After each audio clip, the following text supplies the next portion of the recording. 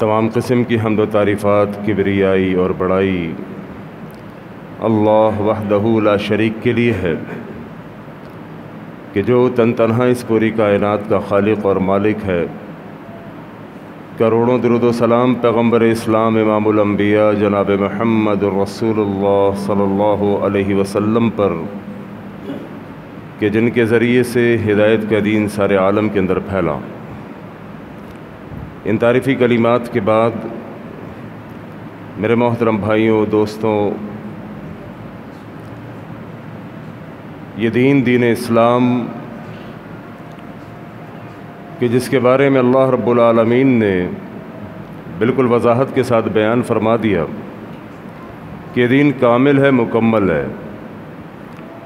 अल-यौम अकमलतु लकुम दीनकुम व अतममतु अलैकुम निअमती व रज़ीतु लकुमुल इस्लाम दीना। इस दीन के अंदर न किसी भी किस्म की कमी की गुंजाइश है, न ज़्यादती की गुंजाइश है। ये दीन इतना खूबसूरत है, इस दीन की तालीमात इतनी खूबसूरत हैं कि पैगम्बर ज़ीशान जनाब मुहम्मद रसूलुल्लाह सल्लल्लाहु अलैहि वसल्लम ने मामूली बातों की तालीम मुझे और आपको दी है। और इसीलिए अल्लाह रब्बुल आलमीन ने जनाब मुहम्मद रसूलुल्लाह सल्लल्लाहु अलैहि वसल्लम की ज़िंदगी को रहती दुनिया तक के लिए आइडियल, मॉडल, एग्जाम्पल और नमूना बनाया है। जिस तरह सूरतुल अहज़ाब के अंदर फरमाया कि लक़द काना लकुम फ़ी रसूलिल्लाहि उस्वतुन हसना। लोगों, तुम्हारे लिए हमारे महबूब जनाब मुहम्मद सल्लल्लाहु अलैहि वसल्लम की ज़िंदगी बेहतरीन नमूना है।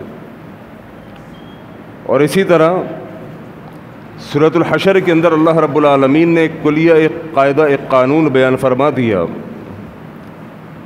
वमा आताकुम रसूलु फ़ख़ुज़ूहु वमा नहाकुम अन्हु फ़न्तहू। लोगों, जो चीज़ तुम्हें अल्लाह का रसूल दे दे उसे ले लो, जिस चीज़ से रोक दे उस चीज़ से रुक जाओ।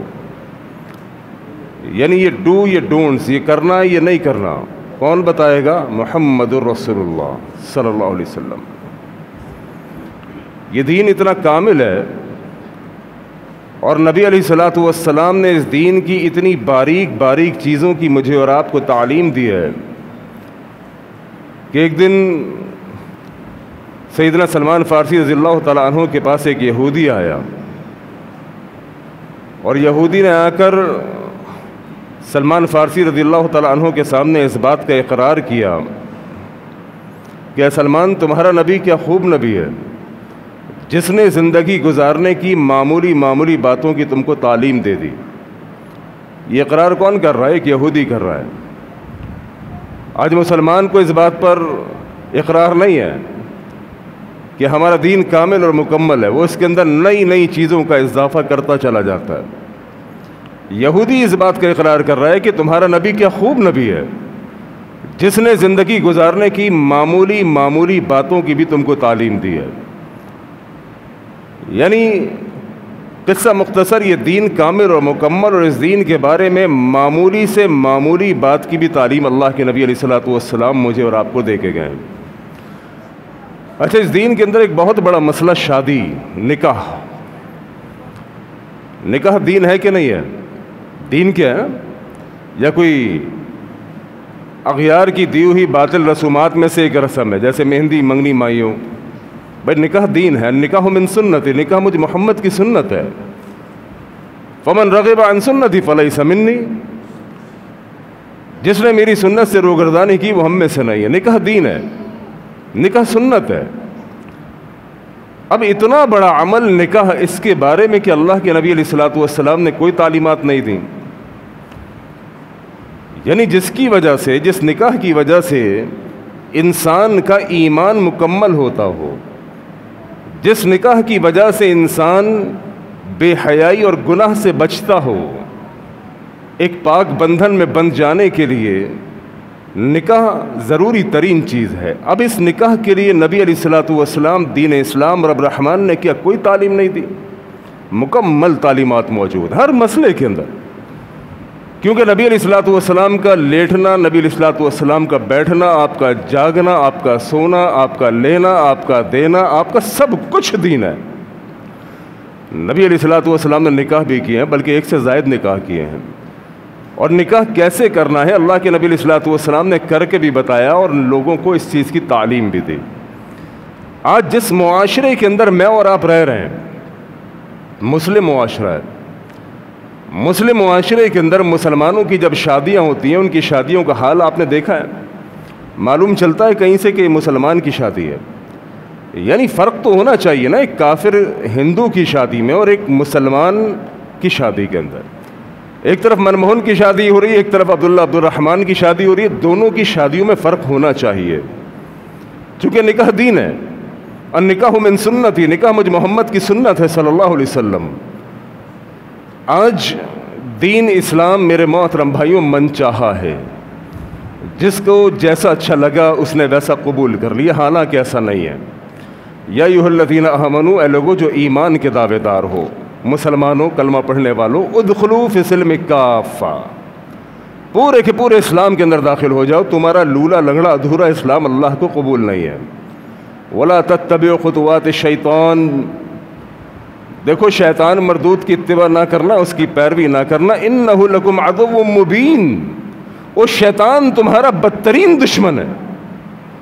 یہ شیطان میرے محترم بھائیوں مکار، عیار، لعنتی، ملعون، خبیث، یہ نہیں چاہتا کہ آدم کی اولاد جنت میں چلی جائے، اس کی اول و آخر کوشش یہ ہے کہ راہ مستقیم سے، صراط مستقیم سے گمراہ ہو جائے اور یہ جہنم کے رستے پر چلی جائے۔ شادی مسلمان کی ہو رہی ہے، عبداللہ عبد الرحمن کی ہو رہی ہے، معلوم ہی نہیں چلتا کہ مسلمان کی شادی ہے کہ ہندو کی شادی ہے۔ سارے کلچر، سارا جتنا بھی نظام، معاشرتی نظام، سب کچھ ان سے ہم نے لے لیا، چونکہ وہاں سے ہم ہجرت کر کے آئے ہیں۔ شاید ان کی ثقافت، ان کا کلچر، اس کے اندر جناب منگنی بھی، مہندی بھی، مائیوں بھی، جہیز بھی، یہ ساری چیزیں آج اس معاشرے کے اندر، مسلم معاشرے میں آ چکی ہیں، جس کی وجہ سے آج مسلم معاشرہ تباہی کے دہانے پر کھڑا ہوا ہے۔ میرے محترم بھائیوں یاد رکھیے گا، اسلام کے اندر منگنی، مہندی، مائیوں، بری، بارات، جہیز، اس کا کوئی تصور نہیں ہے، اس کا کوئی تصور نہیں ہے۔ میرے آقا جناب محمد رسول اللہ صلی اللہ علیہ وسلم نے خود اپنا نکاح کیا، بلکہ ایک سے زائد نکاح کیے۔ مدینہ کے اندر نبی علیہ الصلوۃ والسلام کے صحابہ کے نکاح ہوئے۔ آپ صحابہ کی شادیوں کو، نبی علیہ الصلوۃ والسلام کی شادیوں کو اٹھا کے کیوں نہیں دیکھتے؟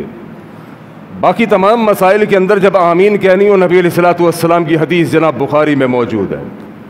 رفع دین کرنا ہو، نبی علیہ الصلوۃ والسلام کی حدیث موجود ہے۔ قدم سے قدم ملانے کی بات ہو، یہ دیکھو اللہ کے نبی کا فرمان۔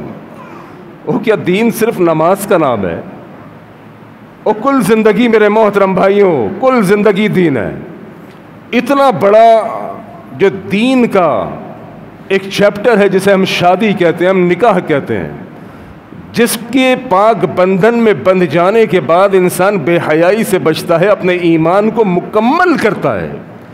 اس شادی جیسے مسئلے میں دین کو نہیں دیکھنا، نہیں، معاملہ یہ ہے کہ شادی تو جناب ایک بار ہی ہوتی ہے، خوشی کا موقع ہے، خوشی کا موقع ہے۔ میرے بیٹے کی شادی ہے، میری بیٹی کی شادی ہے، اس پہ منگنی، مہندی، مائیوں، ناچ گانا، موسیقی، سب کچھ ہوگا، کیونکہ خوشی کا دن ہے۔ میں کہتا ہوں یار، خوشی والے دن خوشی دینے والے رب کو تم ناراض کرتے ہو۔ یہ خوشی کا دن کس نے دکھایا؟ یہ خوشی کا دن اللہ رب العالمین نے دکھایا کہ آج تیرے بیٹے کی شادی ہے، تیری بیٹی کی نکاح ہے۔ تو خوشی والے دن خوشی دینے والے رب کو ناراض کر کے تم کیا سمجھتے ہو کہ تم زندگی بھر خوش رہ پاؤ گے؟ رب کو ناراض کر کے، رب کی بغاوت کر کے میرے محترم بھائیوں کبھی کوئی خوش نہ رہ سکا۔ دیکھیے دین کے اندر، اسلام کے اندر نکاح ہے اور ولیمہ ہے۔ سب سے پہلے پسندیدگی ہے، پسندیدگی۔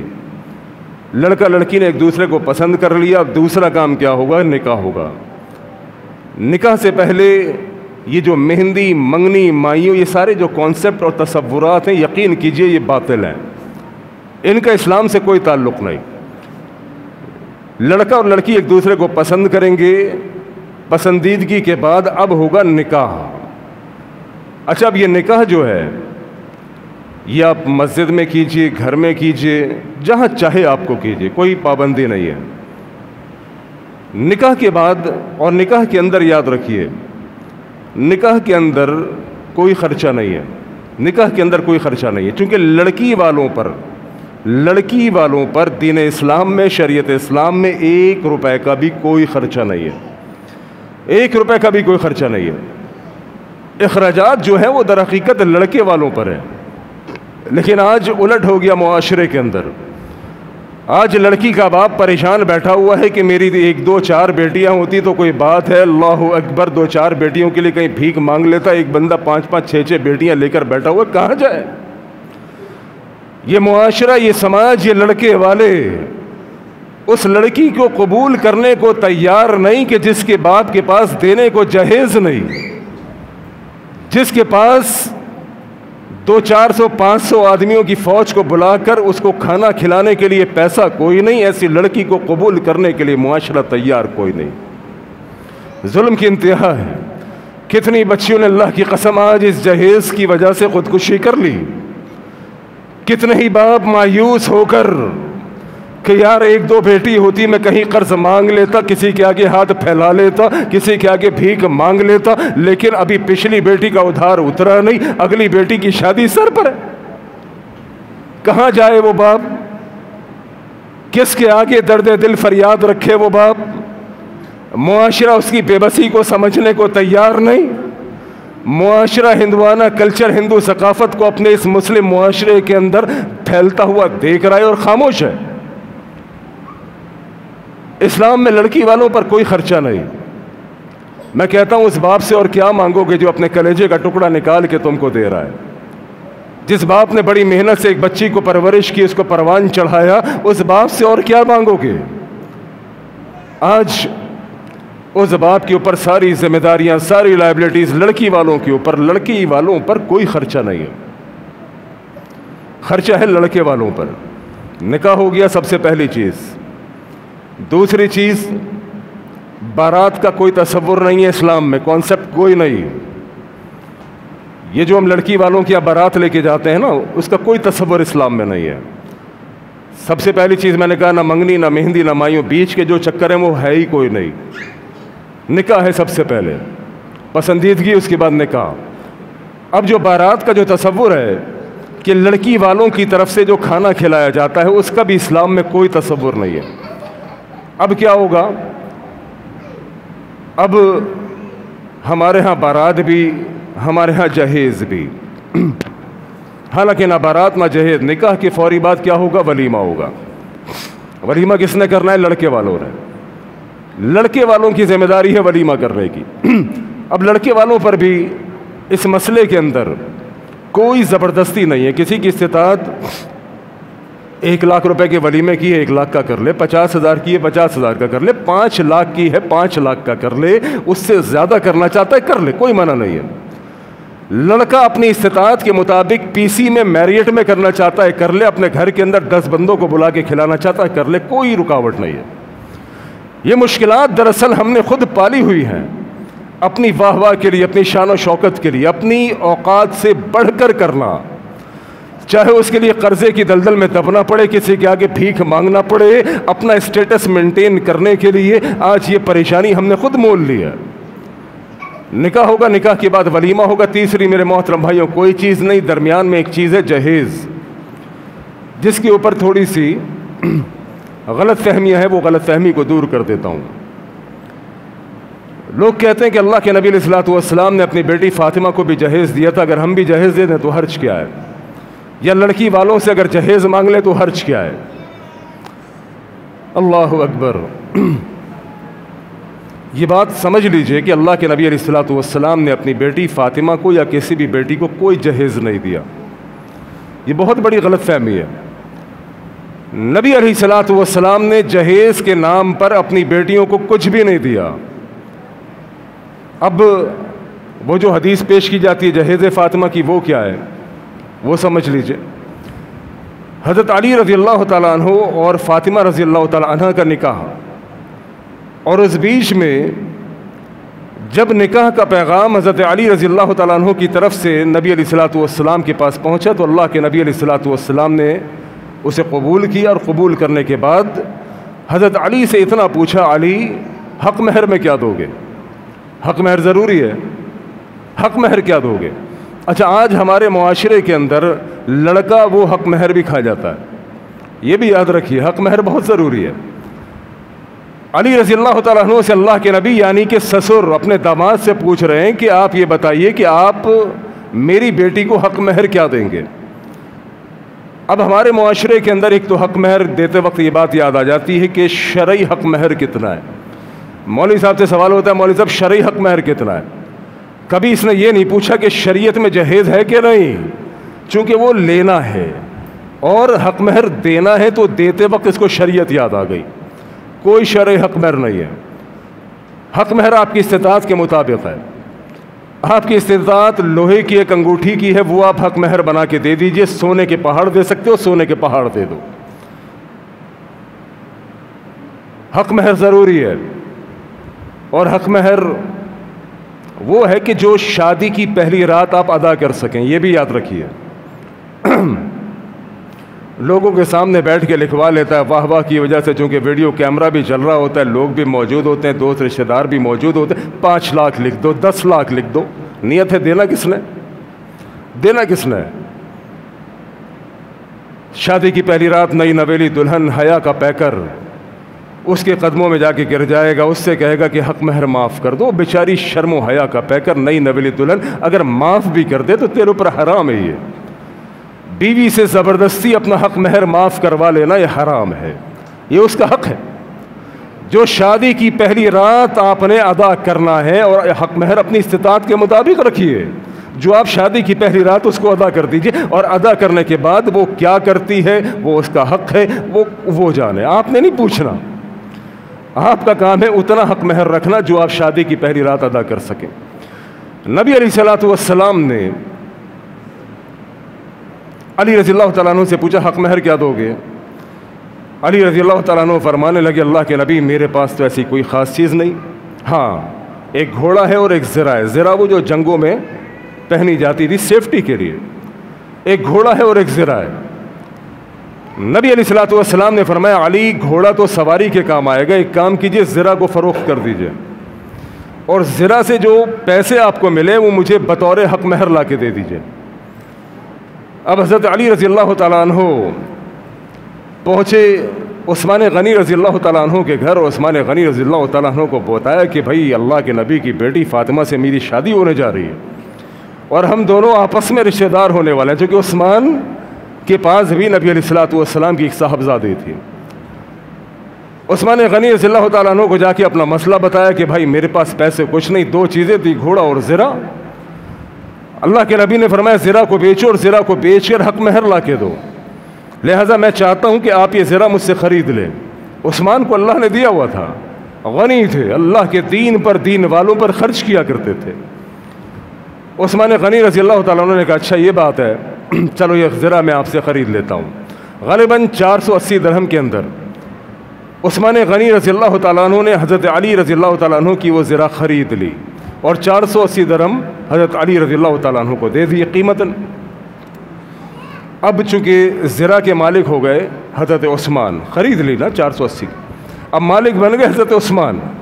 کہاں علی یہ زرہ اب میری طرف سے آپ کو تحفہ ہے. اللہ اکبر. یہ تھے اللہ والے لوگ. کسی کو ایک تو بلیک میل نہیں کرتے، کسی کی مجبوری سے فائدہ نہیں اٹھاتے، اور کسی پر اپنا احسان نہیں لا دیتے. زرہ خرید لی، پیسے دے دیے، بندے کا کام ہو گیا. کہا اب زرہ کا مالک میں ہوں، اب یہ زرہ میری طرف سے آپ کو تحفہ ہے.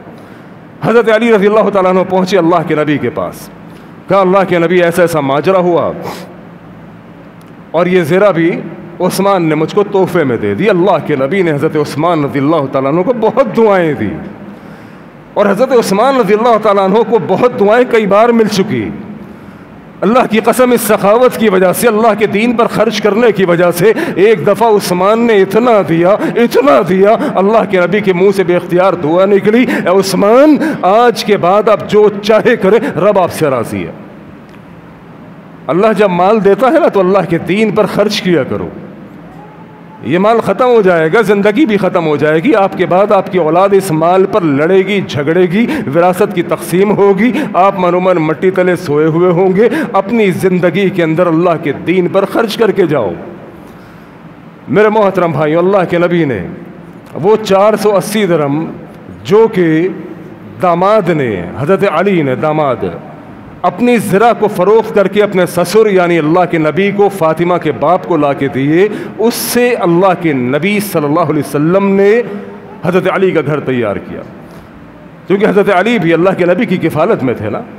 اب وہ 480 درہم جو کہ حضرت علی کی زرہ کو فروخت کر کے بطور حق مہر لا کے دیے گئے اپنے سسر کے ہاتھ میں، اس سے وہ تمام کی تمام چیزیں تیار ہوئیں، گھر تیار ہوا، گھر کی ضروریات تیار ہوئیں، جنہیں ہم جہیز فاطمہ کہتے ہیں۔